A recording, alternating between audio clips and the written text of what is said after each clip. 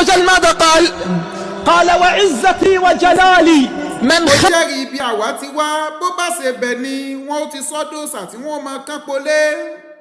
wọn á ní baba ńlá wọn ló digi tí ń sunmi àwọn ọ̀bàyéjẹ́ mìíràn ò bá ti sọ bẹ̀ nílé òòṣà. ẹ rí ohun gbogbo ní gbọ́mọ̀ pọ̀n nílẹ̀ yìí ẹ wo lẹ̀ lágbáwá tígi tí ń somi wọn ò torí ẹ̀ sọ pọ́lọ́wọ́n ọba wọn ni ọ̀dọ̀ tiwa ní yọyẹ́ tí dogun dọdẹ wọn wá wàtàn kò bá kùn gbé wọn tó pọ̀. ẹ jẹ́ ṣọ́ra sí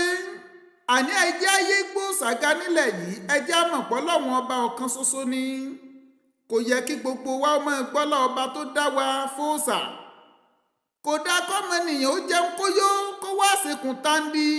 kó wá lọ́lá tó yẹ olúwa ọba òòṣà kan ló yẹ àwọn ìtàn tí ò lẹ́sẹ̀ ńlẹ̀ ló ń ṣe sábàbí òòṣà.